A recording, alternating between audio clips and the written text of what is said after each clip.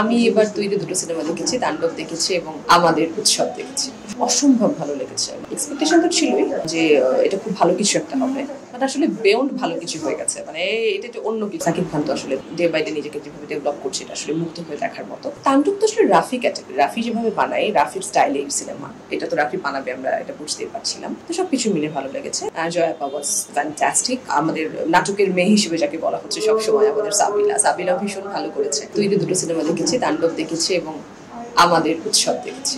অসম্ভব ভালো লেগেছে। মানে এক্সপেকটেশন তো ছিলই যে এটা খুব ভালো কিছু একটা হবে, বাট আসলে বেয়ন্ড ভালো কিছু হয়ে গেছে। মানে এটা তো অন্য কিছু। আমি যতটুকু সময় ছিলাম সিনেমা দেখেছি, একটা মুগ্ধতা জড়িয়েছিল সবসময়। চঞ্চল ভাই আসলে এইভাবে বললে আমাকে সবাই বকা দিবে যে আমি কেন এইভাবে একজনের নাম স্পেশালি ভাবে মেনশন করে বলছি। সবার অভিনয় দুর্দান্ত হয়েছে, মেকিং ওয়াজ দুর্দান্ত, সবই দুর্দান্ত। তবে হ্যাঁ, স্পেশালি তিনজনের অভিনয় না বললেই নয়। অফকোর্স জাহিদ ভাই, সৌম্য এবং সারিয়া।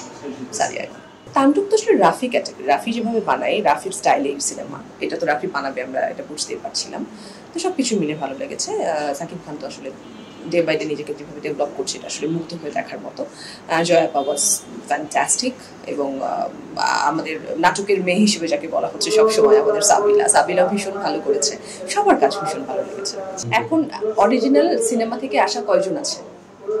খুবই কম কিন্তু না। আমি নায়িকাদের কথা যদি বলি, আছে, একদমই নেই, বাট নেই তা না, বাট খুবই অল্প। বেশিরভাগই কিন্তু আমাদের নাটক থেকেই যাচ্ছে এবং সবাই শুধু যাচ্ছে, তারা ভীষণ ভালো করছে।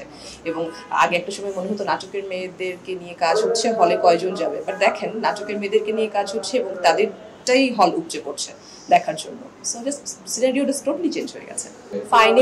ফাইনালি এত কিছুর পরে সেন্সর দিয়েছে আর কি, যে গত মাসে পেয়েছি আর কি, জানতে পেরেছি যে এটা এখন দেখতে পাবে দর্শক।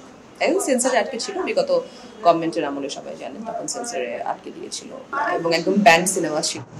সামহাও এই সরকার পরিবর্তনের কারণে আবার একটা আলোর মুখ দেখতে পাচ্ছি। হবে এই সিনেমাটা দর্শক। রাফি তো আসলে সবসময় একটা চ্যালেঞ্জ নিতে চায়, এটা তোর সবকিছু নিয়ে একটা চ্যালেঞ্জ ও নিতে পছন্দ করে। তো যখন এটা ফার্স্টে আমাকে বললো, সবাই তো একটু হা হয়ে গেল যে ও মাই গড, এটা কিভাবে সম্ভব, এটা কি আসলে দেখানো যাবে কি যাবে না। তখন তো ওটিটির প্লট ছিল, তো পরে বলো ওটিটিতে সবকিছুই সম্ভব, বাট ওটিটিতেও যে সেন্সর করা হয় এটা তো সেইবার প্রথম আমরা জানলাম। তারপরে তো আটকেই দিল, আটকে দেওয়ার পরে যে এখন একবার ছাড়ছে, আশা করছি দর্শক পছন্দ করবে এতদিন পরে। তবে যেটা হয় কি, টাটকা তখন দেখে ফেলার একটা মজা ছিল, এখন অনেকদিন পরে দেখা এটাও অনেক মজা লাগবে, বাট দর্শক তো অবশ্যই এনজয় করবে। এই যে ঈদে গেল আমার বহেমিয়ান ঘোড়া, অমিতাভ রেজার নির্মাণ, দর্শক ভীষণ পছন্দ করেছে। মোশাররফ করিমের আট রকম অভিনয়, মানে সবাই এটা অনেক ভালোবাসা দিয়েছে আর কি। খুব ভালো গেছে বহেমিয়ান ঘোড়া। আমি অভিনয় কতটুকু কি করেছি আমি জানি না, তবে আমার লুকটা একটু ডিফারেন্ট ছিল, যেটা সচরাচর দেখা যায় না, তাই এটা নিয়ে একটু কথা হয়েছে এই আর কি, মানে পজিটিভ কথা হচ্ছে এটি। আগামীতে আমি গতকালকে শুটিং শেষ করলাম একটা 26 পর্ব, তকির ভাই তার রচনা এবং পরিচালনা এবং সে অভিনয় করেছে। তো রাজেন্দ্রপুরে নক্ষত্রবাড়িতে আমরা শুটিং করেছি। তারপর আমি গতকাল ফিরলাম। এখন সামনে তো আরো কিছু কাজ আছে, এগুলি কাজ যখন হবে তখন বলবো। ভালো লাগে বাংলাদেশে যেরকম উপচে পড়া ভিড়, আমার তো মনে হয় বাংলাদেশের চাইতে বাইরে আরো বেশি উপচে পড়ে, কারণ প্রবাসী বাঙালি তো, ওদের তো আসলে অর্ধেক মন পড়ে থাকে বাংলাদেশে।